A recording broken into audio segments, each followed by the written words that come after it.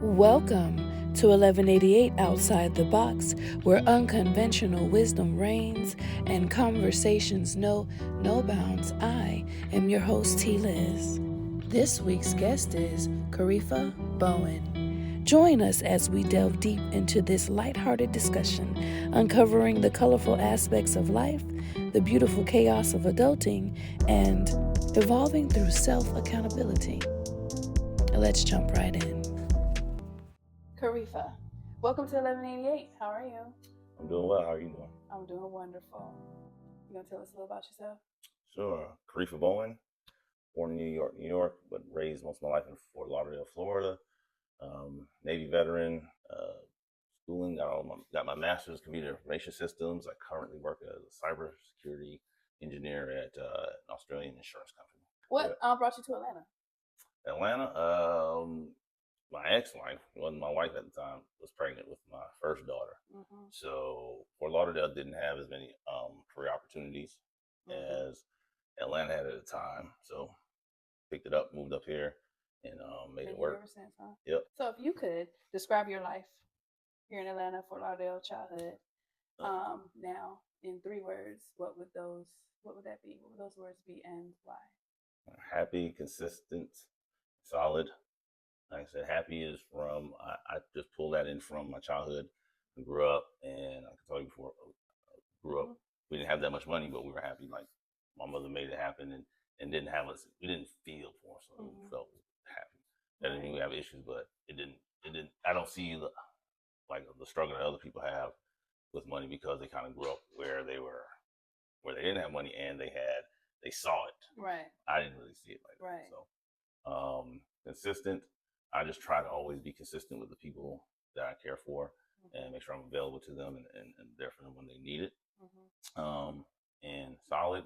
I like to say solid because I just like to stay at even keel as best I can and not go too high or too low. Doesn't always work that way. What you mean? I mean, so I try to stay, no matter what's happening, whether bad or good, I try to stay level-headed as much as I can. But again, right, life happens. It changes. It does. You're not always able to meet your goal, right. But that's where I try to be. Right.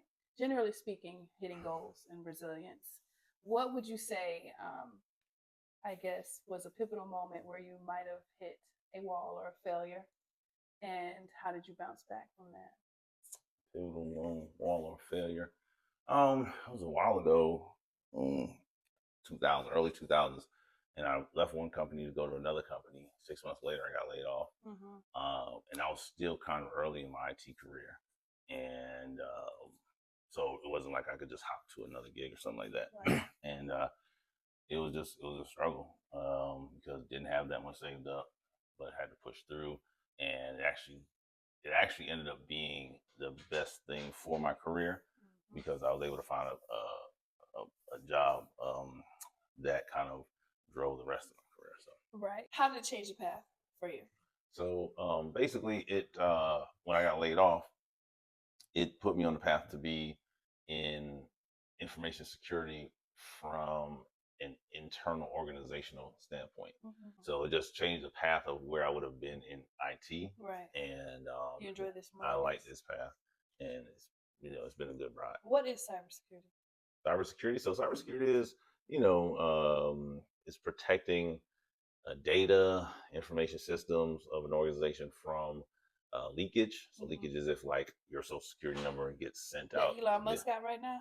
Yeah, that's well, they don't have any cybersecurity going on. He just grabbing it. So, but it's stopping the leakage so somebody won't email your social security number out to somebody that didn't need to see it. Like dark web, protecting stuff from the dark web. Well, from anybody. So I'll tell you, a lot of those key terms that most people hear, that's not even what we defend against day to day. So most times, like if you watch a movie, TV show, someone they say hacking, they show somebody at a computer typing real fast. I broke into the firewall, blah blah blah. That's not how it works. How you had to ruin it for me. How most times that way, intruders get into a company's systems is by sending an email to somebody. Somebody clicks on a link and puts their password in there, and then they get that username password. Text message too. They have that. They have smishing. That's what they call smishing. So that's SMS phishing. Phishing is when they send an email. Right. Smishing is SMS. And they have freaking is somebody phone calls you like, and you've probably gotten stupid phone calls from people telling you, like I've gotten them telling me that I have a package at the border. Right. That's social engineering where they're trying to scare me into giving information because they're saying the police stopped my package at the border and something, right?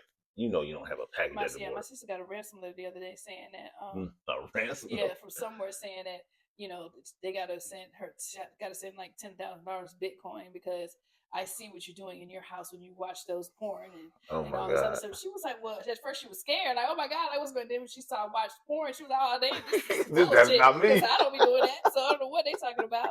That's not me. You go ahead with that. And I actually got smished. I got a text message, and I click on it, and I put my information in, paying on it, but it wouldn't process through. And I tried it a couple times. Yeah, they just take your information. Like, forget it. They'll just have to send it again, or I'll have to pay another way. Yeah, they just grab all the information. Yep. Don't ever put your stuff in there. Oh my God, they got me. Don't put your stuff in there. Yeah. Next couple of days, I get my account, $950 out of my account at CVS. So who the fuck spends $950 at CVS in Indiana? They ran it once. It said tap too at that. Yeah. They ran it once and then they tried to do it again. They got it the first time, but the second time Wells Fargo was like, nah, dog. So I had to call and they canceled the card and everything. But I was thinking to myself, like, what? And then it hit me that I did that. They need to get a job. Yeah. They'll send all that information to you. Don't click on links.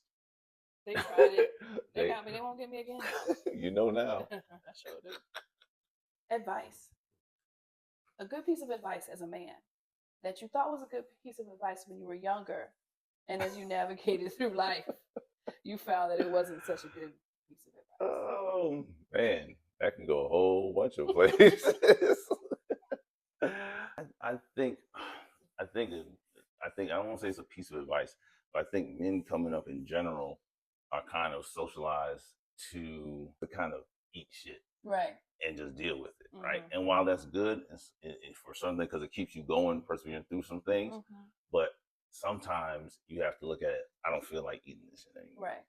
And I'm not going to eat this shit anymore. It could be anything. It could be if you're at a job and they're continuously have you up against the ceiling and you can't get through, but you know you should.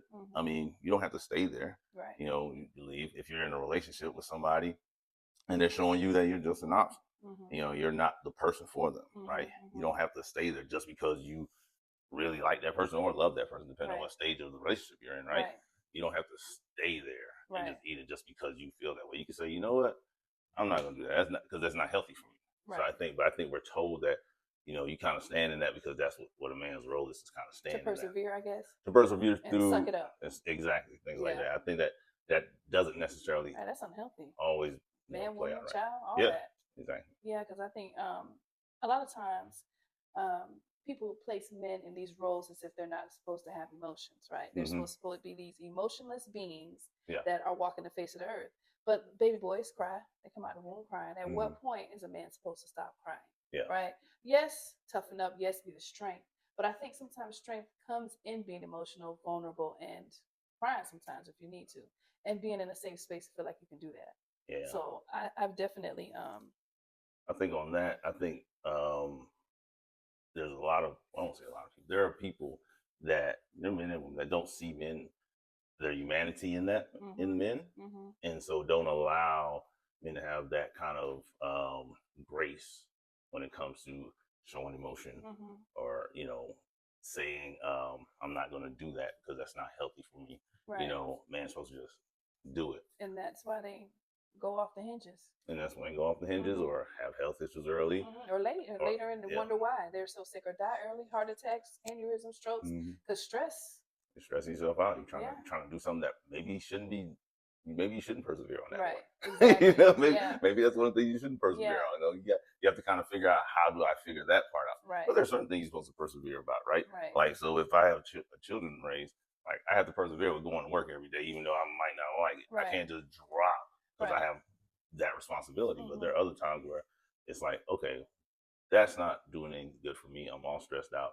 I'm gonna let that go and see what else is out there. Right, but even in that, even if you are, so to say, to go back to your point of being a man having children to raise, or just an adult parent having children to raise, and not being able to just walk away or going to the job that you don't like, I don't think you should get caught up in selling for that either, because even as a parent, if you're unhappy doing a thing, then you become an unhappy parent, even though you don't know that you're instilling this unhappiness in your children, which goes back to when you said you were raised with not having a lot of money, but your parents or your mom made sure that you were happy. Yeah. Right? Because she understood that money wasn't everything, and probably was just happening in her life, which it passed down to her children. Yeah. So there might have been some things missing, or might not have had some of the things that the children had at school, but those children that had everything at school probably didn't have the love that you have at home. And that love at home, it goes a whole lot further than stuff.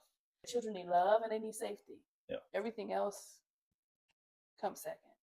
Of course, they need to be clothed and fed, but once they have those two core things, I think they find, I think people misunderstand what the basics really are, and that's emotional value. Yeah. So what are your core values in life? What drives you?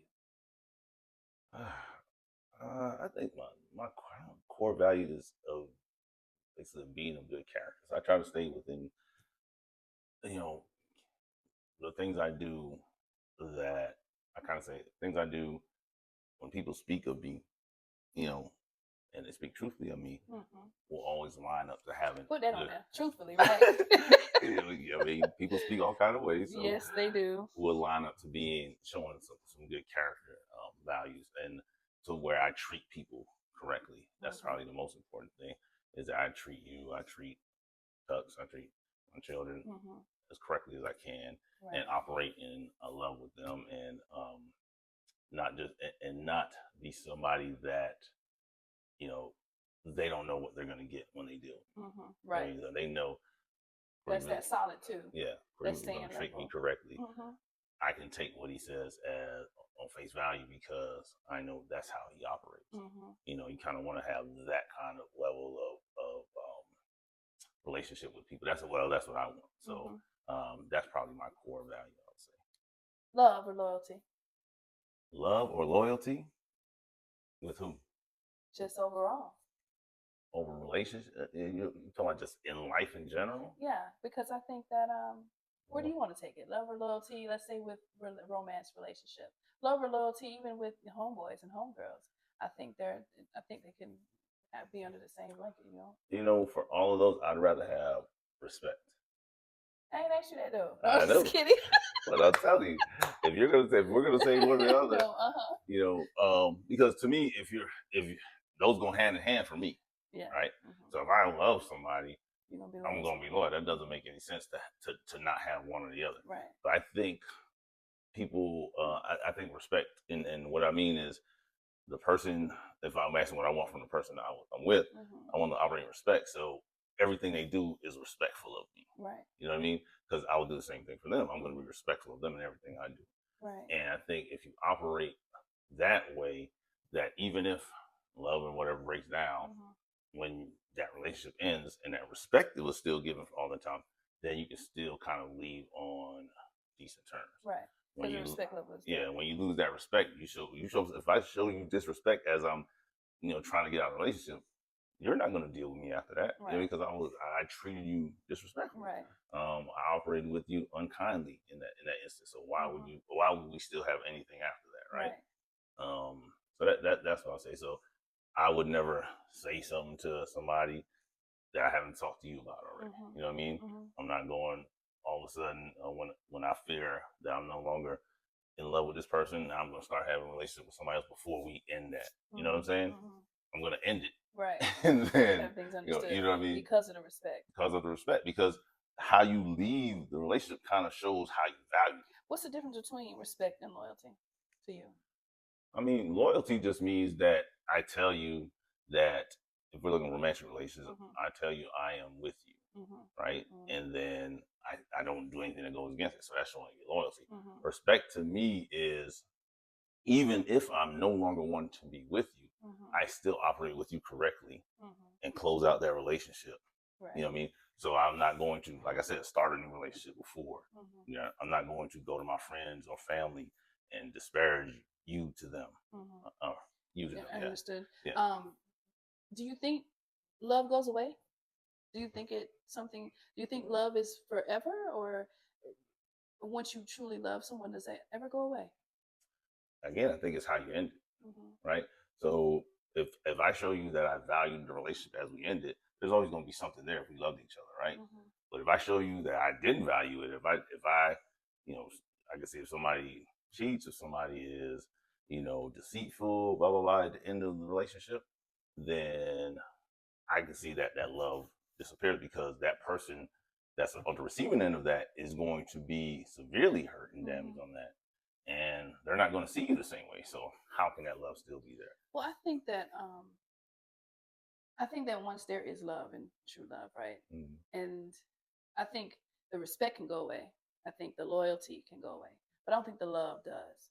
And I think that for me, it's something that something that perseveres through disrespect, something that perseveres through. And once you get to the point of love, you can fall out of love and not be in love with someone and wanting to be with them, right? Mm-hmm. But the love and the relationship and the memories that you shared, that's a forever thing. Mm-hmm. But you definitely, to me, the loyalty and the respect and all those things die away, but not so much the love. Gotcha. Would you say you're always right where you're supposed to be? I think that's the case. Yeah. I think that's the case. I don't know about you, but I have dreams that are that I'll have deja vu from, and when I get that, that's an indication to me that okay, well, this is where I am. I think I had one like a week ago, and it's just random stuff. Right. It'll just be standing somewhere and say, "Oh, I've been here before." You know what I'm saying? And it's like, okay, well, now I know that this is what it was going to be. Yeah. No matter what else had happened, this is what it was going to be. So you can't look at that. You know what I mean? And it's what it's going to be anyway. For me, it's what it's going to be anyway. I'm always at the right place at the right time. I'm never late. If I'm running late, I always say I'm going to get there when I'm supposed to get there. Yeah. Like the party don't start till I get there anyway, or whatever it is. Oh yeah, I don't even drive that fast anymore. Like, oh, I'm 10 minutes late. Okay, well, I'll be 10 minutes You're late. Right on time. I don't need to cut and all that stuff because now I should have been 10 minutes late. Now I'm only 7. Then what happens then? Right. You know what I mean? So you're still late. Exactly. Right. And so you walk in, you are where you're supposed to be. You're behind because you're supposed to be behind. Might be saving your life. Sometimes if I can't find my keys or just something happens, I have learned to just calm down and just move through it because me getting mad, upset, and nervous or anxious about it, it's not going to change a thing. I'm still late. Still can't find the keys. I'm still going to get there when I get there. And there's nothing good for you being anxious like that. At all. Yeah. At all. You said you have children. How many? Two girls. 2 girls. Girl that dad. Are grown. Oldest is 26 and youngest is 24. What was fatherhood for you? Man, it's different at different stages. Yeah, how's that change? I think, like, when I look back, I tell people that there's a large section of, like, the early 2000s that I don't remember because everything was a blur. So because I did things backwards, so, when I say backwards, that means I didn't go to school, get a degree, get a career, have a relationship, get married, have a kid, So there's a lot of stuff missing. So I had to still go and do that other stuff. Right. So while I'm trying to be a new father and learn that role, and it was just always a progression, because I had to progress because I didn't progress before. Right. And so like I was there, but I know that if I look back, like I don't have memories because stuff was going so fast. Right. So I think I wasn't as attentive early on. And then as you get into that space where you can kind of slow down, then you can kind of try to see, father. With girls, it's different. With boys, because I grew up with 3 brothers, right. So that's all I saw. Was I didn't see how y'all act when y'all was teenagers. I didn't have none of that. Yeah, I didn't have none of that. So I had to learn something like, what is going on? Right. Like, why are we having all these conversations? Yeah. Like, why are we talking so much? We're talking way too much. Like real quick. This is going on at least 20 seconds too long. And so I had to learn how to do that. But it was fun. I mean, my kids were pretty good kids. They didn't get normal trouble stuff. So I didn't have any major issues with that. They weren't stealing cars and they were sneaking out at night, going to parties and stuff. I don't know about that, but they might have been real good at it. I don't know about that, but yeah, they were pretty good kids. So but we tried to put them in whatever sport they wanted to do, try to get them in different type of learning experiences, different groups at school, and just be available to allow them to do those things. Because some of that, like, I didn't get because, again, my mother was by herself most of the time. So I get home by myself. Right. You know, they wouldn't have, like, me or their mother could have picked them up, you know what I mean, or dropped them off, whatever, take them to the other side of the city to get to do things. So that was good to be able to do that and give them those experiences. And so, though you were a father early and you had to get it together, I guess, to become a family man, could you ever have thought of yourself not being a part of their lives? Oh, you mean like have them but not Yeah. be, no, I couldn't do that. I mean, because like I said, I grew up, my father, like, I know my father, me and my father are cool, but he wasn't there. And so one of my things was, like, if I have kids, like, I'm not gonna do that. And not that I have an issue with him, because life is life. And my mother didn't get together, but his wife, he has 3 kids with his wife, and they've been a family forever. So I know he's a family man and can do that. And my mother just didn't work out, right? So, but for me, it was like, okay, I'm gonna be there. I'm not gonna, you know, I couldn't see that. No, as you said, I would definitely, that was definitely something that was I was gonna be in their life, whether it was in the house or living down the street. Right. Did it take a while for you to become cool with your father? Was there a rocky road there, or you just understood? Nah, I pretty much understood that at an early age. My mother never talked bad about him. Right. To me. And I think that's important. Yeah. So I think it's important to let children figure out just what's going on kind of on their own, because children are resilient, they're very smart. Then they turn into grown ass men. And then they can definitely look back and see what it was. Yeah. And see the person that the man is. Yeah. And then, like you said, you can take 1 or 2 paths. You can say, I'm going to make sure that I do all I can to be in their lives, or it's like, oh, well, I didn't have one, so they'll be good. I made it. Right. Exactly. I made it. Especially if you in the if you know, people, if you're having a baby with someone where you didn't want to be with, like, you didn't have any conversation, or it wasn't somebody you felt that strongly about that you should have been having a child with. I think we kind of are callous in that regard, if you kind of get what I'm saying. Like, you don't, that's not a decision factor. Right. When we're doing our thing. It's not like when you're doing your thing, you don't really, when you're doing the thing that make babies, you don't really consider what happens if this person becomes pregnant. Yeah, that's not part of our calculations from either side. And now we have a baby together, and we don't really like each other like that. Don't know what to do. You know. But isn't that at that point, which in a perfect world, right? At that point, we are adults enough to be sleeping with each other.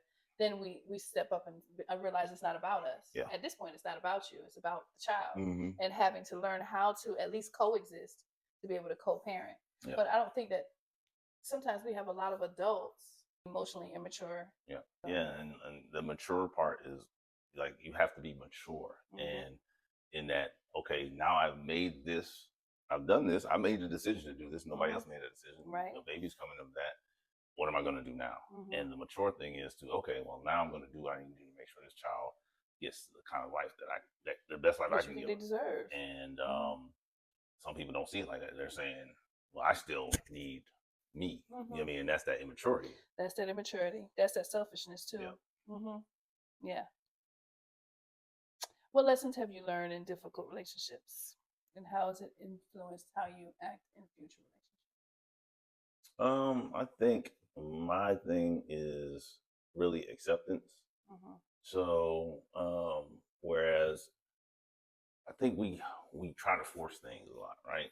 And like, you're getting into a relationship, you're just starting out, you can see some things and you're like, well, you know, I still like this person because of whatever reason. They make you feel real good. You know, they're real pretty, whatever it is. And you force that, right?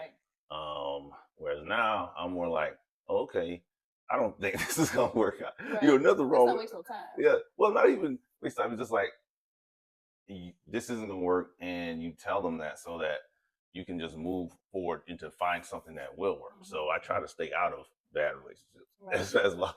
So, like, you know, one of my things is I can't deal with somebody that's, I'll say, flaky, or someone that kind of indecisive, I guess, right? So, but if I see that, I'm going to be like, I'm going to make the decision for you, you know, and what I've seen in dating is that they'll show back up, and I stand my ground. Right. Like How long do you give them not to be flaky? And what is flaky? What do you mean? Flaky is so I'll give an example. So there was a lady I was dating, and we were dating for a while. And I'll say for a while, like we're dating like a month. So we're going out on dates, and but then she came. She's like, "Well, I don't think I'm ready to. I'm in the role of date right now. Da da da. Some other stuff, right? Probably just was dating somebody else and thought that's what it was. We met online. Oh, so she wasn't on a dating site, but she wasn't trying to date. Anyway, go ahead. I just had to get some foundation. You know what I'm saying? You said it. I didn't say it. So anyway, so it's cool. Like I didn't give her the problem. Like, all right, blah blah blah blah. And then a week later, she texted me, I'm listening to this song, dancing, thinking about you. I'm like, all right, that sounds good. I can't remember what I said now, but it was very straightforward. Right. And she sent a couple more texts, and then finally she came back and she was like, "You're being very short." And I was like, "Yeah, I'm being very short because we stopped dating, right?" Right. And she gave me this long text. But long story short, I told her, like, I'm not going to deal with somebody that doesn't see me as who they want to be with right away. Like, you're not going to see me as, just a little option. Then you're going to circle back. And it's okay. You know what I mean? Right. Well, and it's not even about me. It's about you. You should find somebody that you wouldn't say that to. Right. You feel what I'm saying? Like, you should find somebody that, even if I'm not ready to date, I'm going to figure out how to get myself ready to date that person because I feel it like that. And that's the person that you're going to be able to go through some things with because you really dig for something. You found your way to want to do something because they brought out in you what you didn't feel like you were ready for. Yeah, that's and that's the person you need to find. So not that I don't like you or think you're pretty or you're a good person, but you need to find that person. Right. I'm not that for you. Right. You feel what I'm saying? So we could probably date for a long time because we're pretty good people and have fun and do all sorts of stuff. But not go anywhere. But you need to find that person because that's who you're gonna do whatever you need to do to make that relationship work. And so I'll wait for somebody that I feel that way about, and then they feel that way about me, and then that way we can make this thing work. Get where? Like to where you're at this point where you're just gonna be straightforward. You're not gonna play no games. You're not gonna take any games being played with you. And once you make your decision, that's it. You came back around. There was no second chances. Like, how did you get there? Because some people ain't there. Well, I got there from after my divorce, just looking back on the landscape of that relationship and relationships before them, and then kind of seeing, of course, you get out in the streets and you do your thing for a while, have your fun. But when I wanted to start a date, I was just seeing that everybody thinks they have all these options, so they're not paying. So people think, and I think I am right now. I say, if you're dating to try to be in a relationship, you date one person. You don't date four people. I don't think you can. I don't think you're going to be able to make it a good. You can't effectively date because you're splitting time, you're splitting your emotions, you're splitting your thoughts between all these people. And so I think that's when I said, for this specific area, is that okay? If someone is splitting their time with me, then I'm going to pull myself out of that. Right. Because there's no point. You know what I mean? Go figure out what you're going to do with them. Hopefully that works out. But I'm not in it. But I'm not in it. I'm not going to be there. So when I meet people, I say, yeah, well, I only date one person. Right. That doesn't mean we're in a relationship. Right. You know what I get it. But I'm going to focus on you I'm that way too. I can't do it. And I think that I can't. I tell people all the time, I cannot date. How do you? I wanted to, right? I wanted to like date several people at the same time, but I can't. Like for a while, I thought I was weird, right? Because everybody else is doing it, right? Yes, because I'm very emotional, and when I feel, I feel. Yeah. Right. And so I can't feel for 4 or 5 different people. I ain't got that much. I got a lot to give. Yeah. But I can't do it that everywhere. Way. How you do that? You can't. And that's why I tell people. Some people do though. But I think they are, but I don't think they're giving their best to any of those people, right? If you're dating 3 or 4 people, somebody's going to be lacking. This week it might be this person, next week it's going to be that person, or every other day, or sometime, somewhere in it, somebody's going to feel like they're not the only one. Exactly, because somebody's going to be the one that doesn't get text back till 2 hours later. Right. Like you were saying, I think you were trying to go there. If you don't tell people that, they're going to figure it out. Yes. Because you cannot give somebody the attention if you got it split across place. So you might as well be honest up front. You might as well be honest up front. I know we were talking one time, and you were saying how something to the effect of women aren't really crazy. The men drive them crazy by not being honest. Yeah, something to that effect. We were talking about a specific incident where somebody, I think, got hit with a car.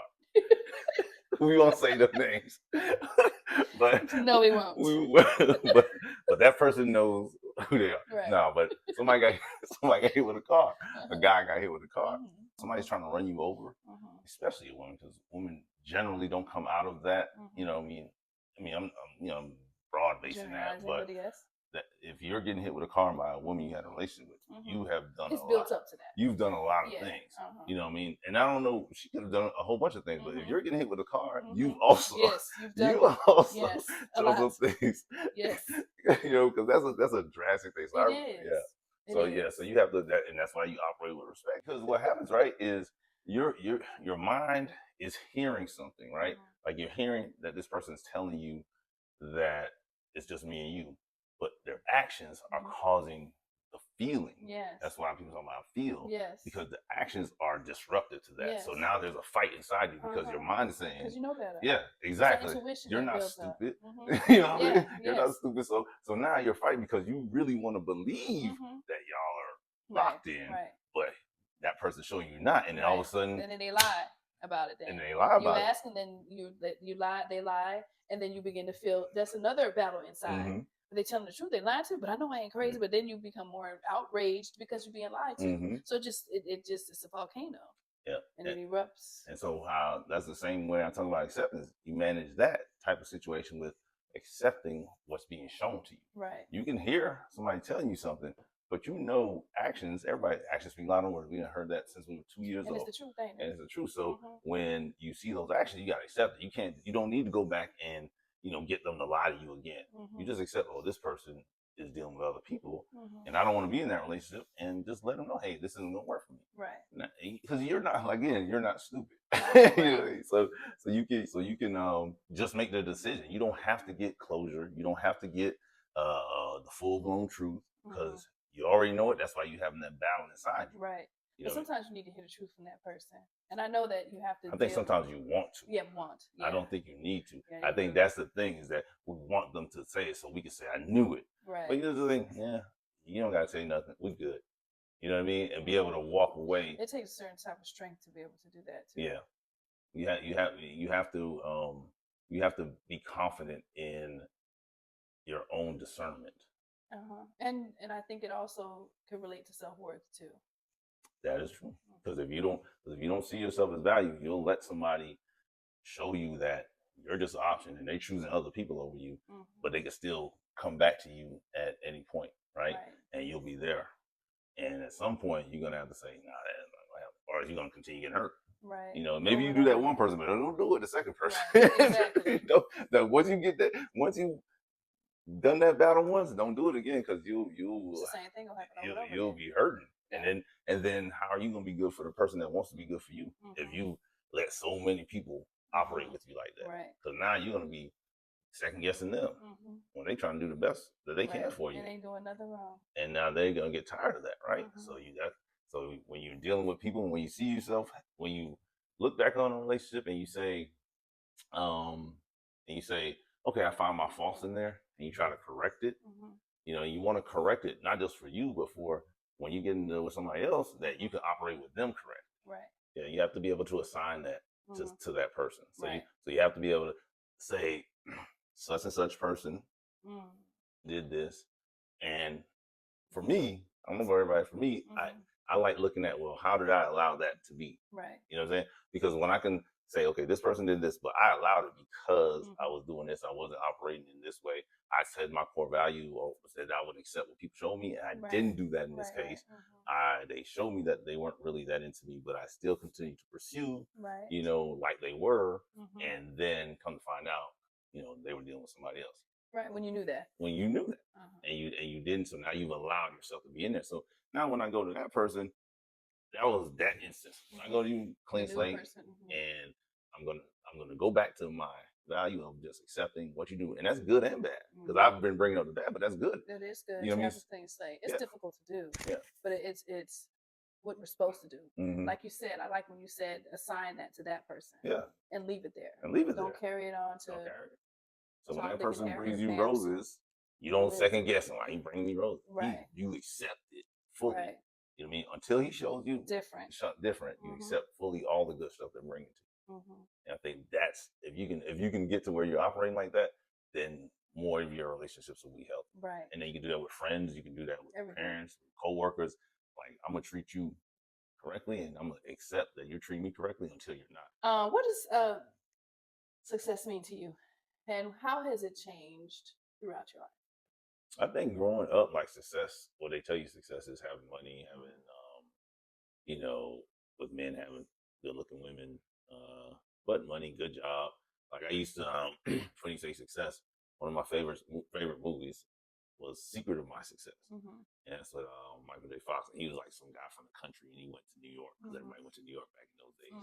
And he got into a company. He just moved his way up, finagled his way up to be like, I guess, mid-level management. Right. And that's what I saw as success. Like, you get in, you go up to like management, blah blah blah. Even when I came getting IT, I wanted to do an MBA at first because I thought, well, I want to go into that type of role.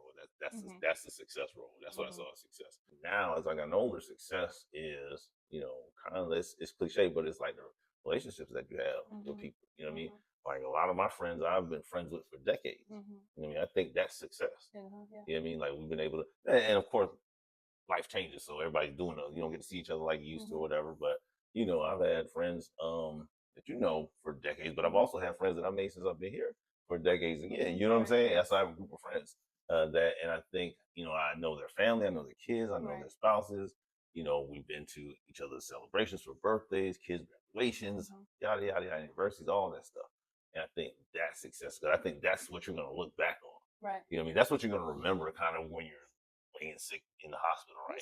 We're not claiming that. We're not claiming okay, well, when you're laying in paradise before you go on to the next life, let's say that. My God, thank you're you, going to look back on you're going to look back on all those kind of memories, right? You're not going to look back, this board meeting, I told this guy this and that and the other, or we made this quarter, we did this. Like, nobody's going to care about that. Right. And it sounds cliche, but it is true. Like, now some people are driven by that. Yeah. But me personally, but for me personally, it's going to be more about those type of relationships, the friendship.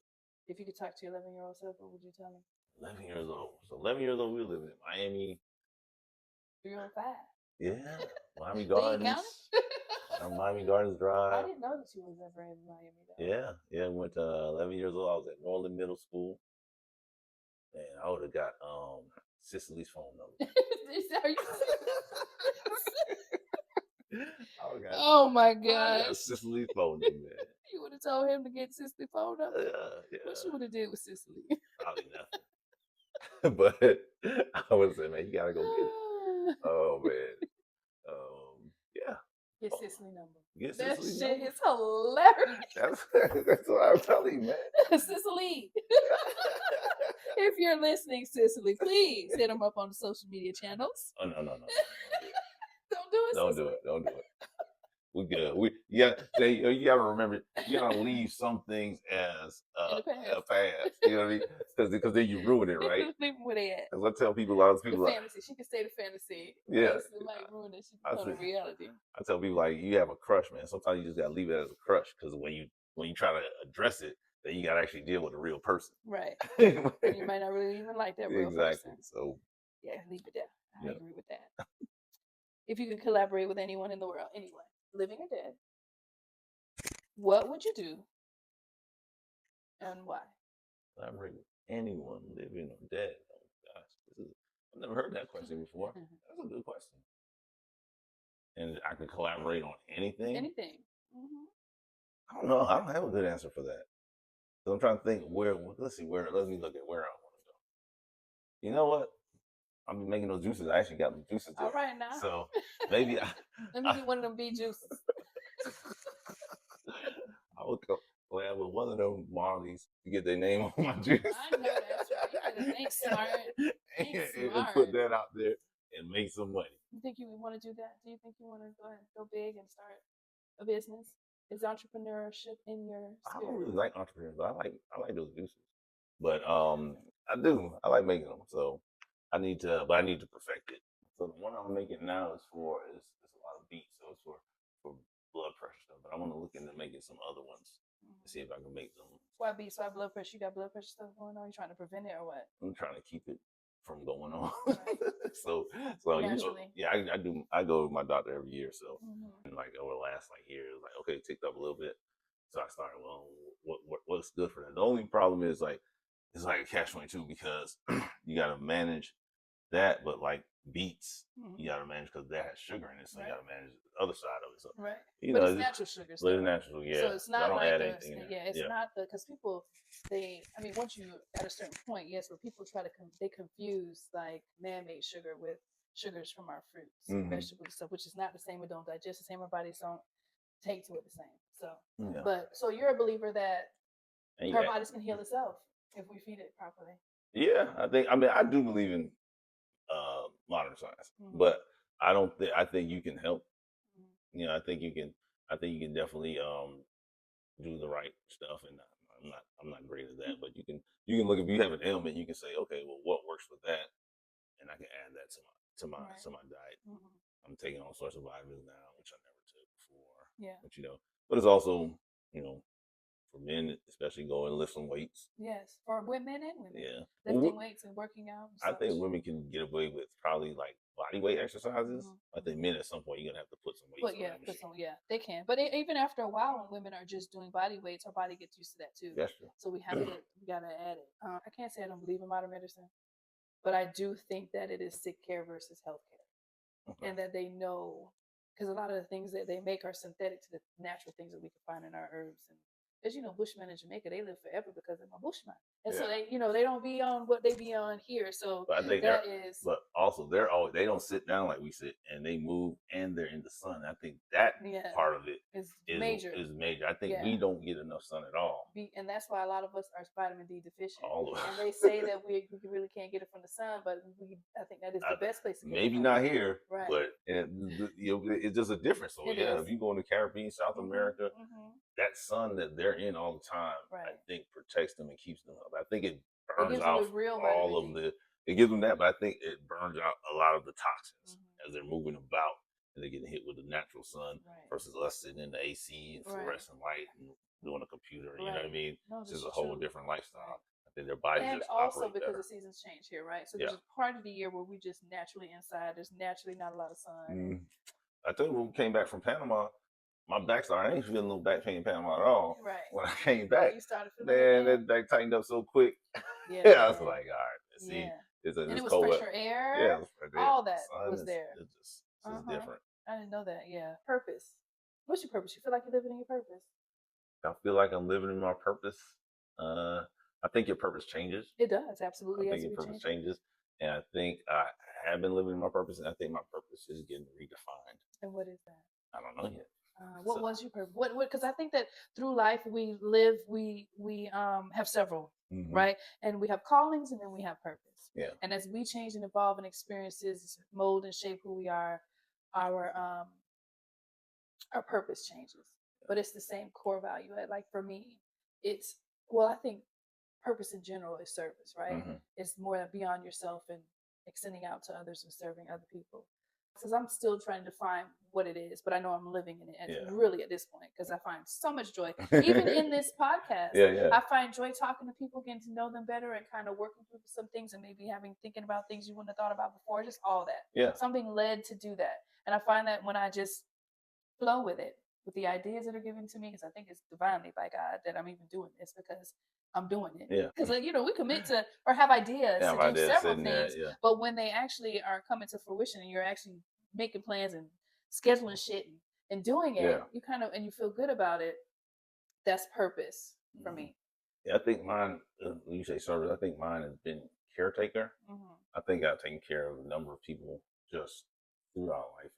I've always done that. Look out for people, make sure people are good, help them along the path, and so I think I've done that.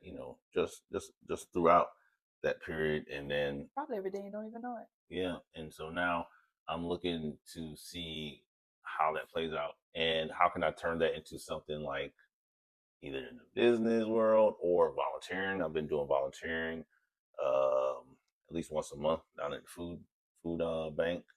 I Nice. get I feel good about that. Like, you know what I mean? And, I don't say you get joy, because I think joy is kind of within you, but I think that accentuates your joy. And you working in there too, right? And but you're not tired afterwards. You just feel good. just feel, okay, I did something. I did some good service today, and and then you go about your business. And some of it's kind of selfish, because then you get to say, when you are selfish, you say, "But I volunteer." You know what I'm saying? You know what I'm saying? Even if you say it to yourself, you know, I volunteered. I can do this because I volunteer every month. You know what I mean? So I can go ahead and do this little selfish act right here. But that's, we're humans, man.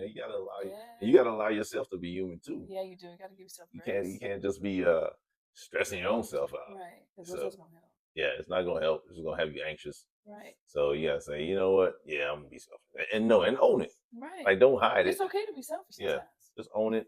Live your life, and operate, correctly with people. And I'm not gonna worry about you. You know what I mean? Right. Like if that's what you like, but it's not something I like, that's fine. That's fine. My God.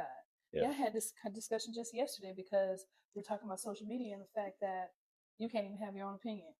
Or celebrities will come out and say something, and they'll have to come out and give an apology because they gave a real thought about what they felt about their real feelings, and then they have to pull back on it, which is some bullshit to me. It's almost like, who says they can't think what they want to think and not be canceled?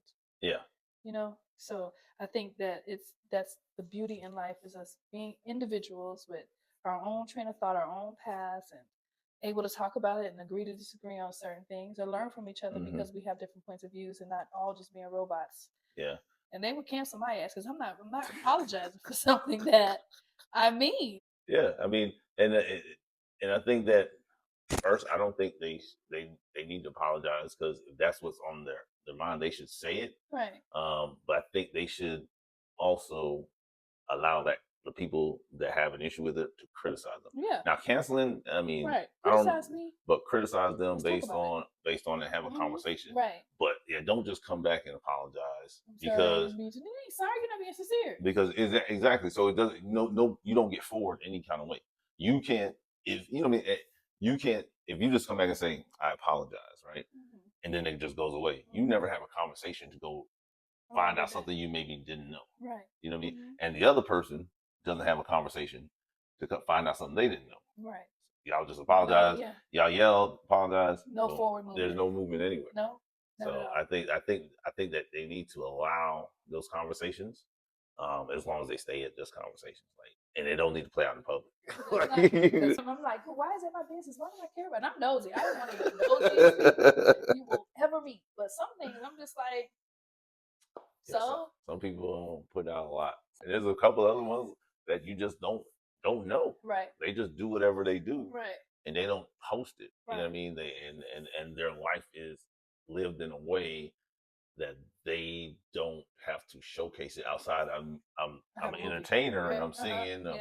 I'm in this show, and that's all you get from it. Right, because that is the career part of it. Exactly. There's other stuff. That's just me. You don't go find your teacher and figure out everything they go on in their daily life. So you don't need to come. Might not have no teachers no more.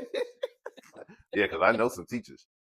I'm sure you do. I'm sure you know some teachers. I know some teachers. Okay, Karifah, 3 words. I'm going to give you 3 words. You're going to pick one and expound on it. Okay. All right. Adventure, pride, or resilience? Oh man, let's pick pride, I guess. Now, is it our feelings about pride, whatever you want to say? I think being proudful. When I'm talking about this, I'm talking about of yourself. I think you can be proud of your daughter, your sister, your cousin, your mother, whatever, and that's fine. But I think when you have that prideful nature of yourself, that it can lead you to operating in ways that are not upstanding. And I think that we do that, out of an ego. We want to see that people like us, but we don't want to we want to see people like us for these things that these accolades. these accolades. I'm earning this much money. I'm in this position, whatever. And I think operating out of pride, you'll do whatever it is to keep that. You know what I'm saying? So to keep those accolades. And so I think that's a kind of what is that called? An emotion, sense? I don't know. But that's something you want to be wary of. Yes. So I actually was choosing pride as well. Okay. Because I didn't realize how prideful I was. You know, I always felt I was a very humble person. But not until you are humble do you realize where the pride was. Gotcha. I was on a good business career path when I was doing my own thing before teaching. And then that pride was knocked out of me that I didn't even know was there. So God put me down so that I can see that I was taking all of the credits for myself. Because the credit really doesn't go to us, it goes to God, because everything that we have is granted by Him. Our life, our health, the breath that we're breathing right now. And so it was a certain point of where, though I was humble in certain areas, I was very gracious, helpful, kind, all those things, but very prideful about being humble enough to need help. I needed to understand that it was okay to ask for help. It was okay to not be self-sufficient. And so pride was a thing that I didn't even know that I had. Well, everybody should have a little bit of pride, right? But it wasn't where I thought was hindering me in a way where I couldn't really. And needing people, man, shows you who your people are. Right, that's it. I remember we were talking about when I got laid off, and I was laid off maybe 2 months or something like that. I can't remember. But anyway, like I said, money got low as we're going through that, and I remember I actually got a job, but they paid every 2 weeks, and for whatever reason, it was going to take 3 weeks, and I was out. So I called Seba, and he came, and I still remember that he came. He gave me some money. He took me out to lunch, and like I remember being in the car, just like almost breaking down because it's like that's something I had. Like I don't ask him, I do it. Like I said, man, I came up here and did this, do. That's how it's always been. But in that moment, I needed somebody, and he was there. So it's like that's gonna always be there. You know what I'm saying?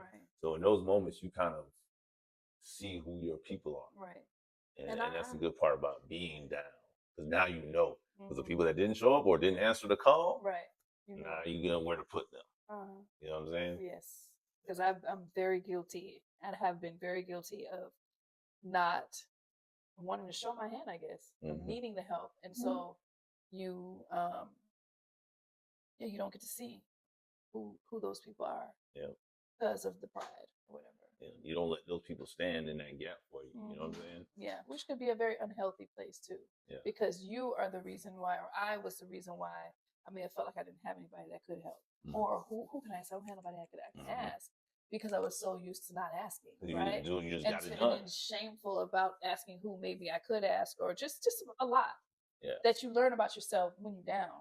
When your back is against the wall and you don't have maybe what you used to have, or just even if you're at a place where you never had, it's a very humbling experience. But you're grateful for it at the end of the day. Well, I am grateful for it at the end of the day because I've been have a different outlook. Now. And now you have that in your toolkit, right? So now, if that happens again, you already have a toolkit of how to operate in those positions, right? So you got to kind of go through that to get that toolkit. Right, exactly. You can't get the toolkit that's needed down here when you're up here. Sure can. You sure can. Yeah. Anyway, this was great. Yes. Did you enjoy it? I enjoyed it. It was fun. Did you feel free? Yeah. Able to say what you wanted to say? Yeah. Good. It was good. I enjoyed it. You had some good questions. Some questions I haven't heard, because you hear different podcasts or different shows where people are asking questions. Right. So it was good. I just want people to think outside the box. You got something going on here. Thank you, Karifah. Appreciate it. Thank you for taking the time, though, for real. Yeah. Look at that. See, it's time. Thank you for listening to 1188 Outside the Boxes, episode 4. I hope you enjoyed our discussion. It was fun. It was fun to do. Until next time, be sure to follow us on Instagram and subscribe to our YouTube channel. We're also available on Spotify and Apple Podcasts. Anywho, thanks again for listening, and until next time, think outside the box.